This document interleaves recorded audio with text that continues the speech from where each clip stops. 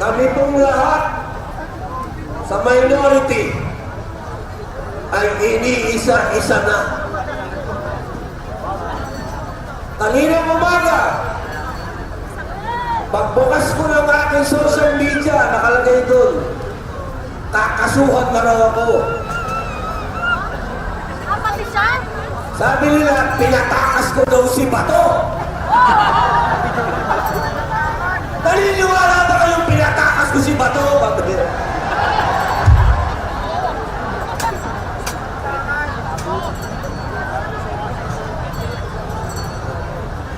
Paano? Pilipinas to, tapos ang warrant of arrest, galing dayuhan. Pambili. Akala ko ba malaya tayo? Tingnan nyo ha, may warrant daw sa ICC. Sabi nila, pero yung Pangulo natin, iniimbita si Putin sa Pilipinas. Ay, may warrant of arrest si Putin sa ICC? Ano pwede na lang yung kaso kay Presidente? Sorry kayo. Di ba ang gulo? Ang gulo!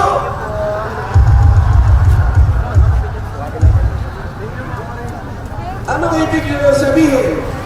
Pag tumating dito si Vladimir Putin, isusurrender nyo rin? Oh!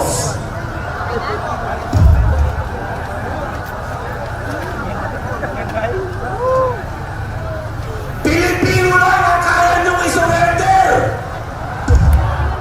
Gusto lang po natin i-acknowledge si Senator Robin Padilla.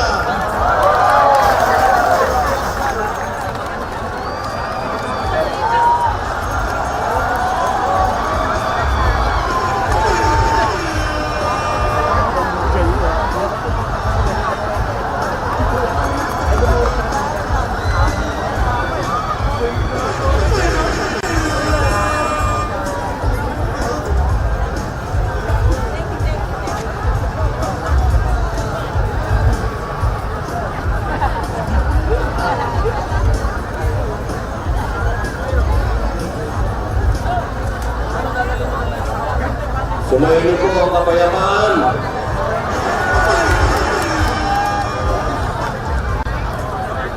Ako po ay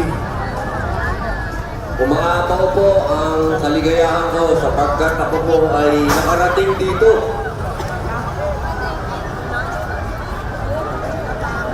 Napakarami mong balakid. Muntik pa ako hindi pinapasok. Alhamdulillah, praise God, nandito na po ako sa stage.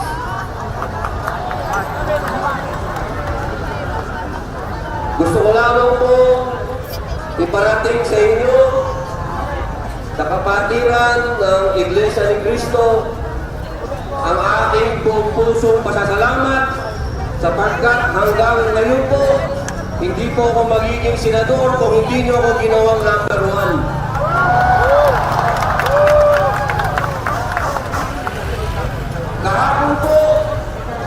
Kahapon, gusto ko na pong pumunta. Pero may mga palakit kahapon. Hanggang pinapunta ko po yung aking mahal na asawa. Hindi pa rin siya nakapagsalita. Pero ngayon, nasa akin na ang entablado.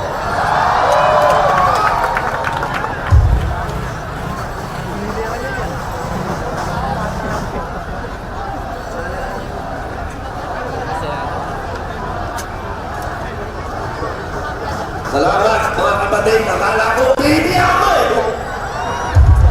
Baby ako! Baby ako! Salamat mga tol, baka ikakulong-guli yan. Ako po ay nakikiisa sa inyo. We are one! We are one! We are one!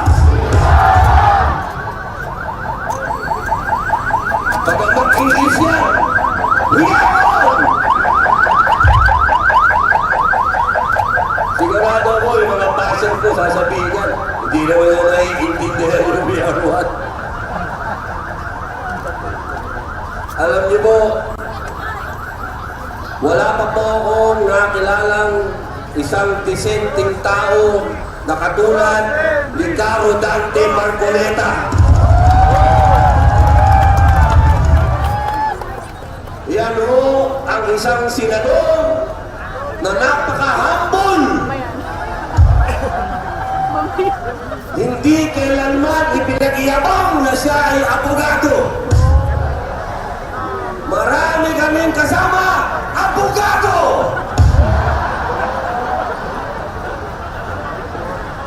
Abogado! Abogado!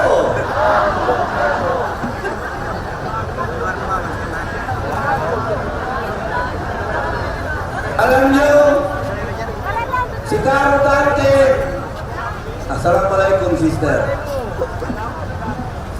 Si Caro Dante kapag nagpapaliwanag ng batas, naiintindihan ng lahat. Kaya pinipilit siyang pigilan. Papayag ba tayong pigilan si Caro Dante?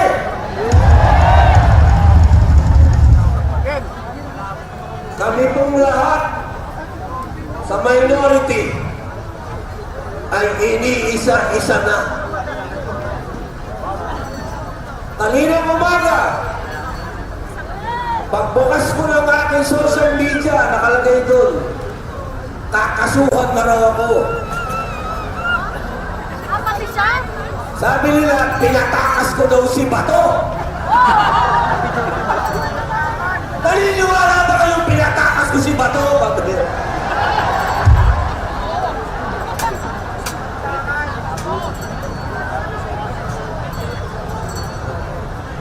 Paano? Pilipinas to, tapos ang warrant of arrest, galing dayuhan, pambili. Akala ko ba malaya tayo? Tingnan nyo ha, may warrant daw sa ICC. Sabi nila, pero yung Pangulong natin, iniimbita si Putin sa Pilipinas. Ay, may warrant of arrest si Putin sa ICC? Ano, pwede na lang ikaso kay Presidente? Sorry kayo. Di ba ang gulo? Ang gulo!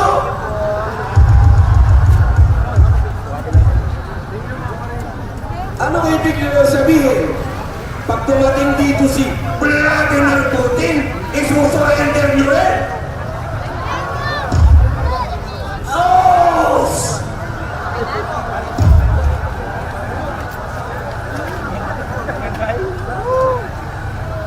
Pilipino lang ang kaya nyong isurrender! Ano yung kakaso nyo sa akin? Obstruction of justice daw. Napanood nyo ba yung CCTV? Mukha bang tumakas si Bato? Pambira, naglalakad kami, sumakay kami ng kotse, lumabas kami. Libo ang polis, walang humuli sa amin. Paano takas yun?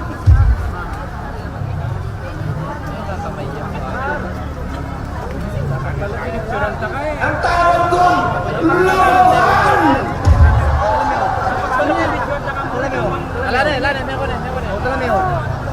Lohan! Lohan!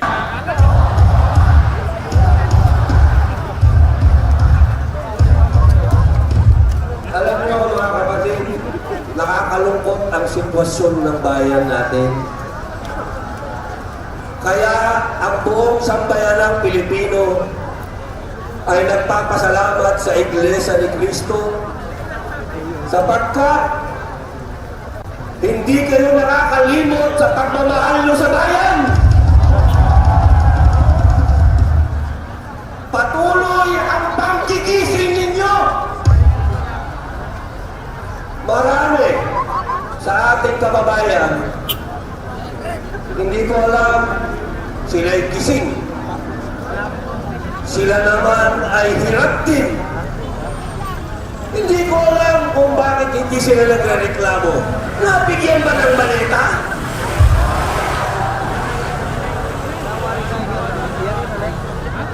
Ang dami nating mga politiko na dati ay matatapang.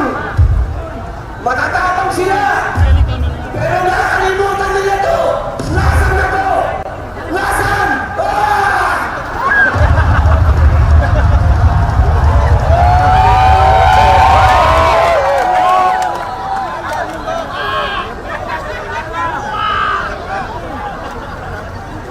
Alam niyo,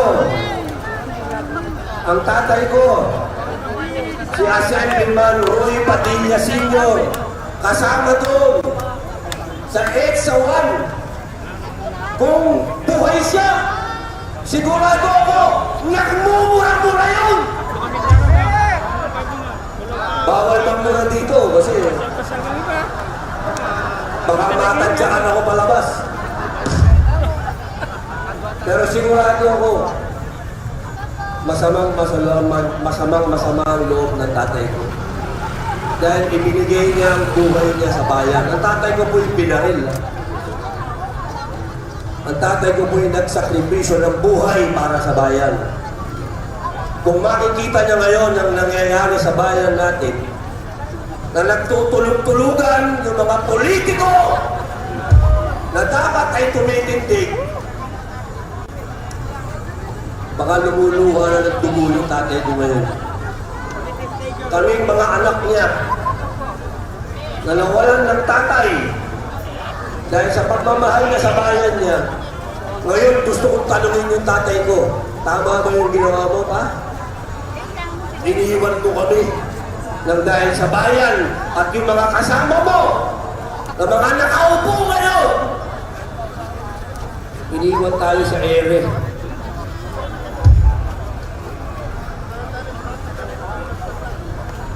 Napakasakit na nangyari sa atin, mga kababayan. Mabuti na lamang na andyan kayo, INC.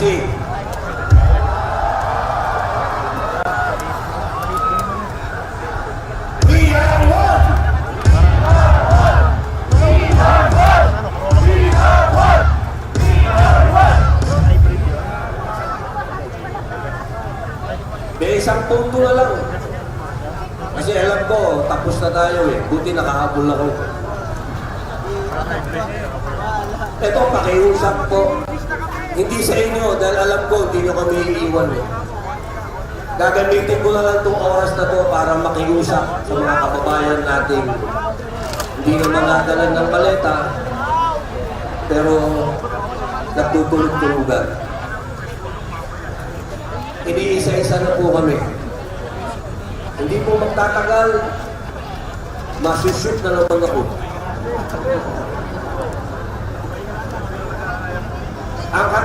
Ang katanungan na lang ngayon, kung ako ba'y isushoot dito o ipadadala ako sa Hague.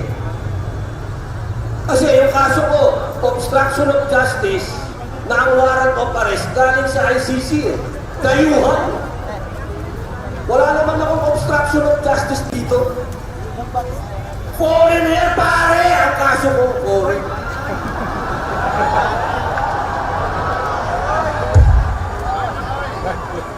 Isang malaking karangalan na rin.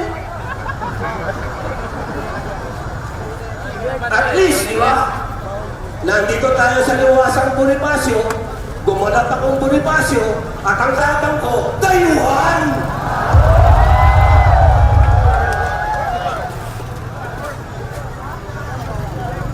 Ang pakiusap ko, mga kababayan ko na nanonood, mga Muslim, mga kapatid kong Muslim, mga kapatid nating Katoliko, Kristiyano, kanina nandyan si Grego Benica, nagsalita.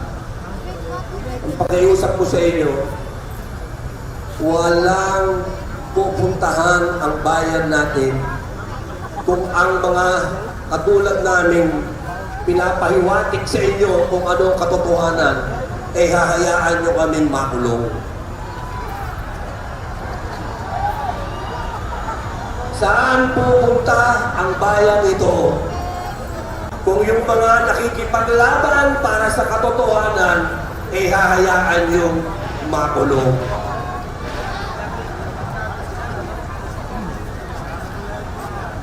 Paano na ang bayang ito?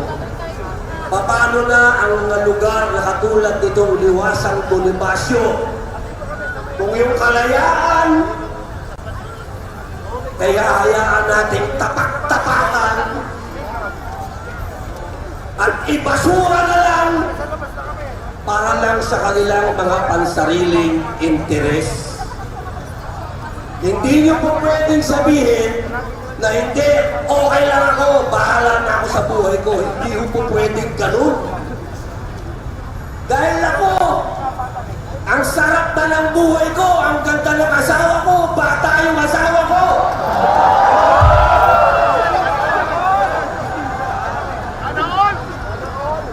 Pwede naman akong mag-artista, ang daming leading lady. Pero nagtitis ako para sa inyo.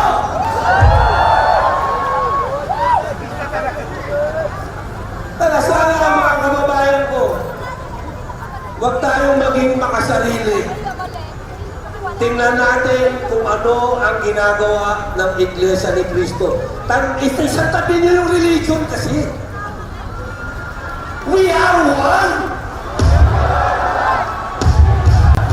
We are one! We are one! At tingnan ninyo yung mga mukha ng mga namumuno sa inyo. Yung mga namumuno sa inyo, ano ba yung kanilang motibo at interes? Kapag pansariling interes, iwan nyo yan! Ang laki na ho ng utang natin. Ang sabi nila, kanina nakikinig ako, ang sinasabi lang ng ating kapatid, buwis lang, buwis. Ang binabayad yung buwis, ang binabayad kong buwis.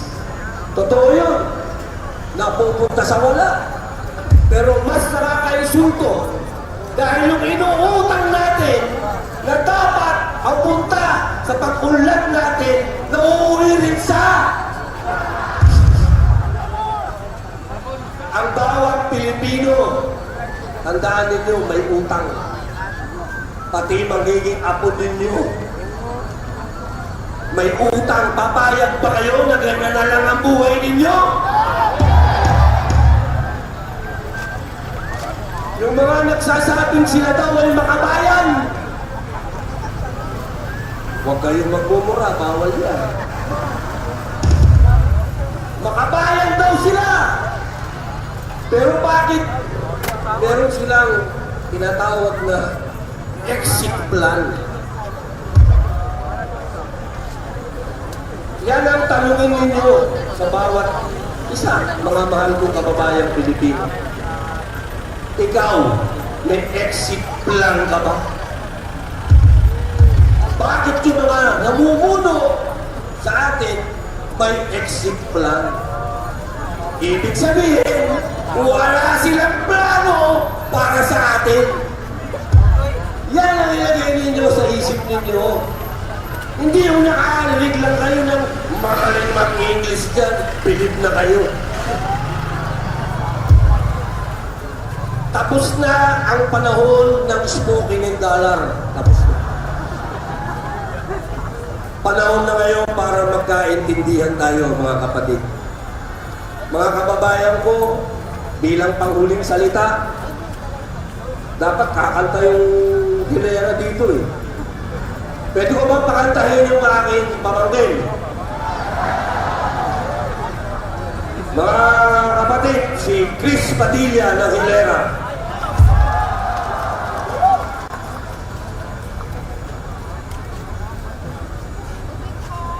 Alam niyo, dapat banda yan eh.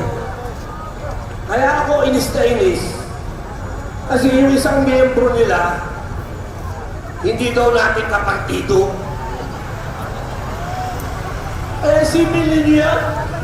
nang dahil sa politika, eh dapat we are one, di ba? We are one, mga kababayan!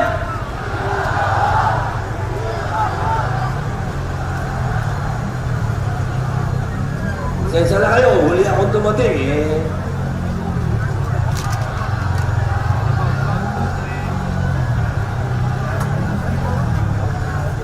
Sa totoo lang, kung napahaga ako, kahit buong magdamag, ako tuloy. Ito pong aawitin ng aking pamangkin. Magtotono pa sila. Alam niyo, buong puso ako nagpapasalamat sa inyong lahat, mga kapatid. Ako po ay talagang sa inyo. Iba kayo. Iba kayo, INC. Iba kayo.